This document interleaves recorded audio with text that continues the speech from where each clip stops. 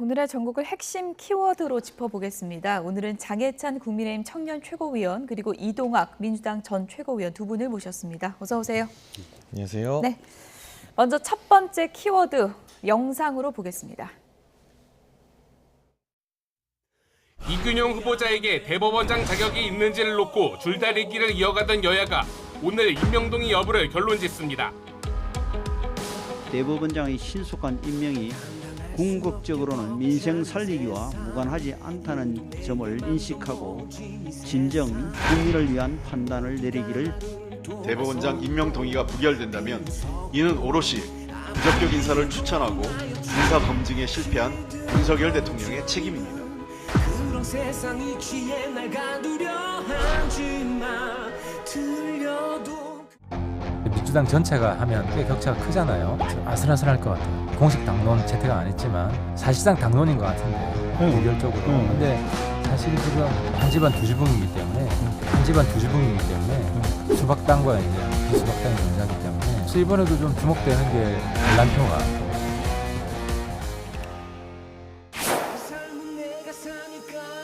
이균용 후보자 역시 입장문을 통해 논란이 된 비상장 주식을 가장 깨끗한 방식으로 처분하겠다며 공직 기회를 달라고 거듭 몸을 낮췄습니다.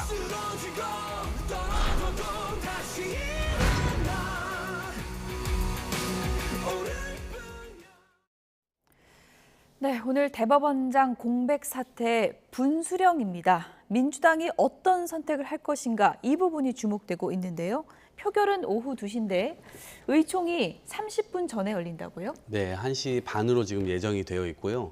아마 여기에서는 전반적으로는 부결 기류가 지금 굉장히 강한데 아마 다른 이슈가 없다면 이 당론을 정할 거냐 말 거냐 요거를 논쟁하고 그리고 실제 부결을 할 거냐 이런 문제로 넘어가게 되지 않을까. 근데 짧은 시간이기 때문에 방향은 정해진 건가요? 네, 대체적으로는 저는 부결표를 던지는 것으로 하고 다만 당론을 정할 때에 이것이 정치적인 또 부담으로 돌아올 수가 있기 때문에 오히려 그냥 자율투표에 맡기는 게 낫지 않냐라는 인식도 굉장히 많이 퍼져 있는 것 같습니다. 예측을 해보자면 뭐 당론으로 할 것 같습니까? 자율투표 할 것 같습니까? 그러니까 당론 부결을 하기에는 부담이 꽤 클 것 같고요. 그래서 당론은 반대지만 사실상 부결 분위기를 홍익표 원내대표 이하 지도부가 압박하는 모양새가 될 것 같습니다. 정상적인 상황이라면 민주당 내부에서도 상식적이고 합리적인 분들의 소위 말하는 반란표를 기대할 수 있겠지만 이재명 대표 구속영장 기각 이후에 그 비명계의 동력이 조금 떨어져 있는 상황이라서 과연 체포동의안 가결 때처럼 이번에도 이 대법원장 인준 가결이라는 반란이 과반을 넘길지는 좀 점치기 어려운 분위기일 것 같고 하나 다른 게 정의당이 이번에 또 부결표를 던지기로 지금 당론을 정했기 때문에 체포동의안 때와 비교하면 사실상 인준 부결 가능성이 현실적으로는 좀 더 높아 보입니다. 다만 이 88년도 이후 최초로 대법원장 인준 부결할 만큼 이균용 후보자의 문제가 많은가에 대해서는 동의하기 어려운 상황이고요. 이균용 후보자를 부결했을 때 대통령실에서 다음번 대법원장 후보자를 빠르게 지명하게 된다면 2차, 3차 부결 갈수록 야당인 민주당 입장에서도 부담이 커지거든요. 총선 이전에 대법원장을 비워두면 결국 이재명 대표 사법 리스크 때문에 대법원장 비워두는 거 아니냐는 비판에 직면할 수도 있어서 지금 당장은 이 대법원장 후보자 부결로 기분 내는 데는 도움이 될지 몰라도 실리를 따지면 이균용 후보자 정도로 정치 성향이 옅은 분도 잘 없어요. 이분이 보수 지지층이 봤을 때는 사실은 색채가 너무 없는 거 아닌가? 김명수 전 대법원장이 아주 강력한 좌파 성향이었던 것과 비교하면 이균용 후보자를 우파나 보수로 분류하는 분들은 잘 없거든요. 근데 이 사람을 부결시켰을 때 다음번 후보자가 더 강한 보수 성향인 후보자 나타날 수도 있습니다. 이런 점을 고려해 봤을 때 실리를 생각하면 인준하는 게 맞는데요. 실리냐 아니면은 뭐 기분 내기냐 지금 민주당 흐름은 어쨌든 후자에 좀 더 가까워 보입니다. 보수 색채가 그렇게 강한 사람도 아니고 민주당 입장에서는 이 카드를 잡는 게 낫다 이런 분석인데요. 아니, 어떻게 이제 보십니까? 진보 보수를 중심으로 저희가 판단하는 것은 아니고 예. 이것이 삼권 분립이 지켜질 거냐 말 거냐의 문제이기도 하죠. 왜 그러냐면 이미 대통령의 친구라고 하는 것을 이제 밝힌 마당이었고 실제 이게 그냥 친한 관계가 아니라 상당히 친한 관계로도 지금 알려지고 있고 그러면 실제 윤석열 대통령이 지금 대법원 판결이 나와도 그것을 인정하지 않는 기류들이 굉장히 많이 나오고 있는데 실제로 이분이 임명됐을 경우에는 그것이 더 강화되는 거 아니냐 이런 우려가 기본적으로 있는 것이고요. 도덕성에서도 굉장히 이 기본적으로 어떤 사회적 선을 정확하게 지키는 것도 굉장히 어려울 수도 있을 것 같다는 생각이 들어요. 왜냐하면 비상장 주식 이거 10억 그동안 재산 신고할 때마다 법원행정처에서 다 공지를 했던 내용인데 다 몰랐다라고만 얘기를 하고 있으니 그런 부분들도 정확하게 해명이 지금 안 되고 있는 상황입니다. 그런 차원에서 보면 이게 진보 보수의 문제가 아니고요. 삼권 분립적 차원이고 실제 법을 수호하는 국가가 될 수 있는 거냐의 문제로 접근하고 있는 겁니다. 예, 이균용 후보자 지금 부결 가능성이 높아진 상황에서 봉직하게 해달라, 기회를 좀 달라 이렇게 호소하는 입장문을 냈습니다. 그래픽 보시면요. 네, 대법원장 지위 공백을 메우고 사심 없이 봉직할 기회를 주시기를 소망한다. 처가 회사의 비상장 주식 신고를 빠뜨린 점 불찰을 인정한다고 하면서 깨끗하고 투명한 방식으로 처분을 하겠다 이런 입장을 밝혔습니다. 가장 논란이 됐던 이 비상장 주식 부분은 본인이 좀 깨끗하게 처리하겠다, 기회를 달라 이렇게 호소를 했네요. 뭐 국회의원들 같은 경우도 선거 과정에서 재산 신고 좀 누락해서 예. 벌금을 한 80만 원 정도 선고받는 사례가 많거든요. 이 부분은 분명한 실수이고 실책입니다만 본인이 인정하고 처분을 하겠다고 밝힌 마당에 대법원장 부결을 할 만한 심각한 결격 사유로 보긴 힘들고요. 그나마 민주당이 여러 가지 이유를 대고 있습니다만 명시적으로 흠결에 해당하는 건 처가의 비상장 주식 신고를 누락한 것 외에는 찾아보기가 힘듭니다.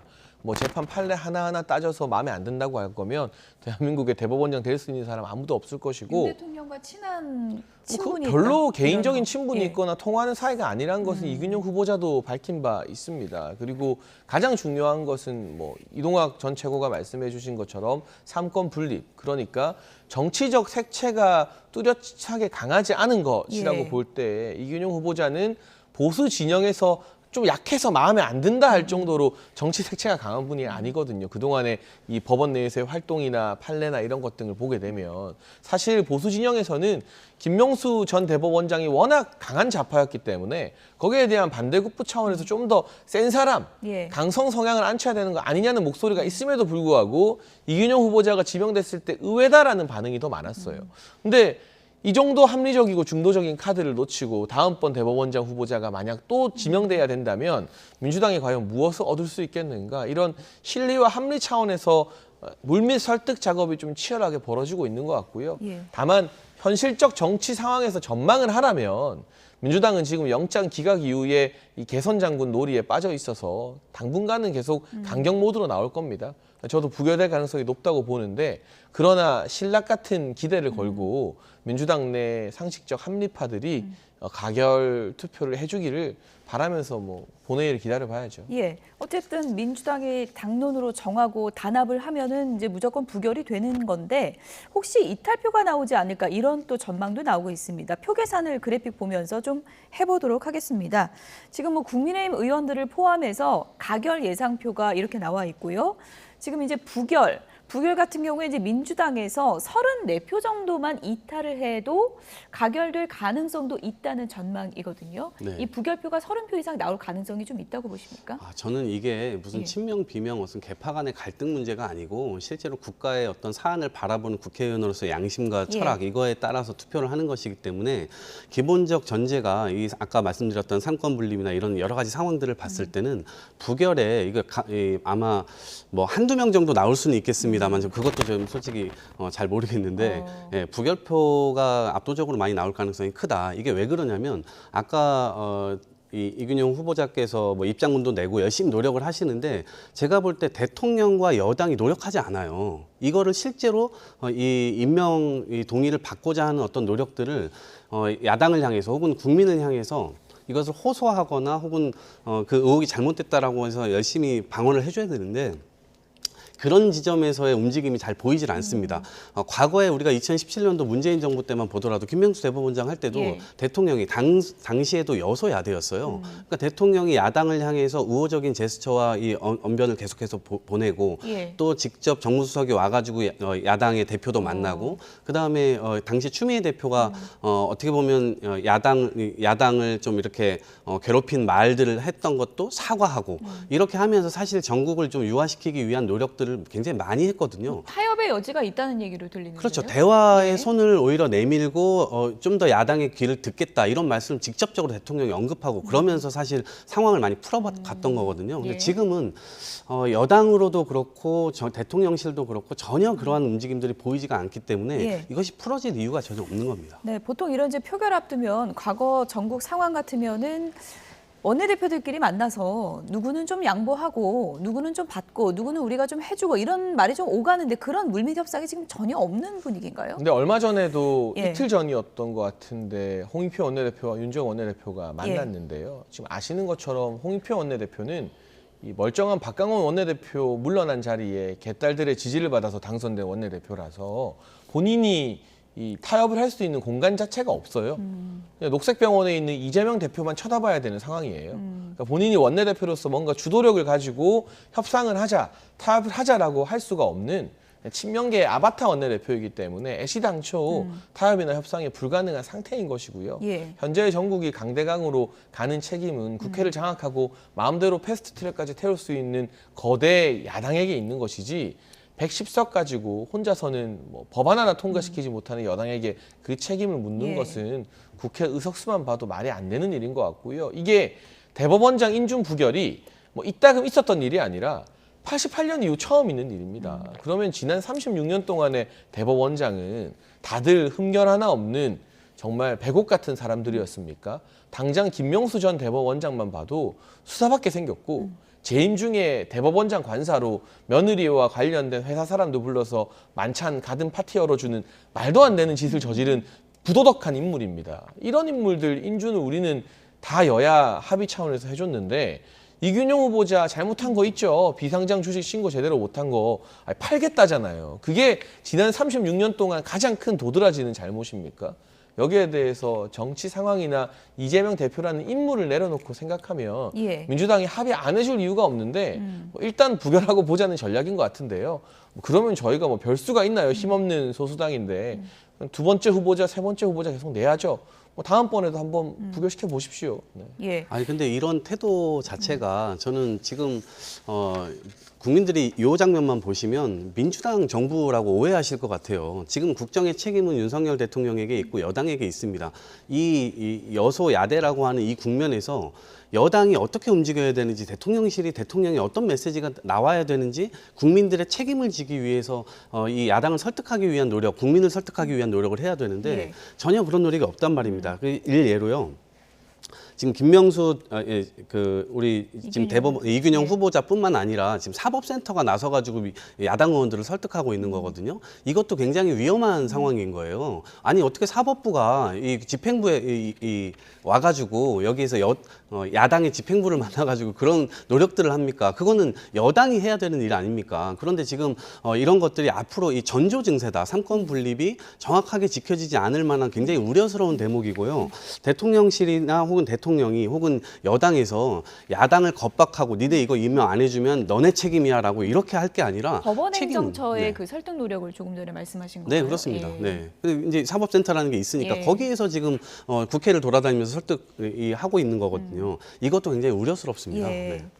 근데 이제 그런 설득 노력 자체를 이제 뭐 좀 부정적으로 보셨지만 사실상 이번에 이제 부결이 될 경우에 겪어보지 못했던 상당한 혼란이 예상되는 거는 맞지 않습니까? 그런 파장 부분에 대해서는 민주당도 좀 부담을 느낄 수 있다 이런 분석도 있거든요. 예, 뭐 예. 당연히 부담을 안 느끼진 않죠. 그런데 그런 부담에도 불구하고 이런 후보자를 추천한 인사 검증이라고 하는 거 지금 장관들도 보시면 인사 검증이라고 하는 게 과연 거쳤는가라고 하는 의심이 들 정도로 예. 지금 이 대법원장을 임명하는 문제에 있어서도 역시 이 검증 과정에서 도대체 무슨 검증을 했던 거지 이런 의문이 들 수밖에 없는 대목들이 굉장히 많잖아요. 그러한 지점에서는 이것이 계속 이제 이렇게 이 독주할 수 있는 대통령이 내가 그냥 추천하면 임명하는 거지 뭐 야당이 무슨 예. 너네가 뭐 어차피 국정 이끄는 거 하는 것도 아니고 다 결정권은 나한테 있는데 이러한 태도로는 당연히 어떻게 사회 통합이나 이런 방향으로 나아갈 수가 없는 거죠. 장혜찬 최고위원님, 사실 이번에 이제 부결이 되면은 지금 대법관 2명이 또 임기가 곧 끝난다 그러고 전원합의체도 열리지 못하고 이게 상당한 후폭풍이 예상되거든요. 법원 인사도 지연되게 되어 있고요. 대법원장 대행 체제로 얼마나 오랜 시간을 소요해야 될지도 모르고 말씀하신 것처럼 대법원 전원 합의체 판결 자체가 안 내려집니다. 그러면 굵직한 재판들 선고와 최종 확정이 자연스럽게 지연될 수도 있고 재판 지연으로 가장 큰 이득을 보는 사람은 대한민국의 이재명 대표가 대표적입니다. 예. 그래서 결국 이 대법원장 인준 부결이 대법원장 후보자의 도덕성이나 자질 문제가 아니라 이재명 대표와 관련된 주요 판결의 최종심 확정을 이번 정부 안에서는 보지 않으려는 눈물겨운 시간 끌기 작전의 일환이 아닌가 하는 오해를 시간이 가면 갈수록 계속 더 받게 될 것 같고요. 뭐 만에 하나라도 부결이 된다면 대통령실에서는 가능한 빠른 시일 안에 새로운 후보자를 내세워서 올해 안에는 반드시 대법원장 후보자가 지명되어야 한다고 보는데 예. 일단 그 이균용 후보자가 부결되면 이제 다른 대법관이 연차 순으로 대법원장 대행을 맡게 되어 있어요. 그런데 이 다음 대법관 같은 경우도 12월 말이면 임기가 끝나요. 예. 안철상 대법관 같은 경우. 그러면 내년 1월 1일부터는 김선수 대법관이 대법원장 대행이 되는데 이 김선수 대법관은 민변 출신의 굉장히 좌편향된 인사라는 평가를 받고 있습니다. 설마 그것까지 바라보고 총선까지 이 대법원장 공백 상태를 초래해서 민변 출신 대법관을 대법원장 대행으로 만들겠다는 꼼수가 아닌가 그런 우려와 부담도 민주당에게 점점 더 가중될 겁니다. 네, 홍익표 원내대표가 뭐 제2, 제3의 후보도 부결시킬 수 있다 이렇게 엄포를 놓은 상황인데요. 일단 오늘 오후 2시 표결 결과를 좀 기다려 보겠습니다.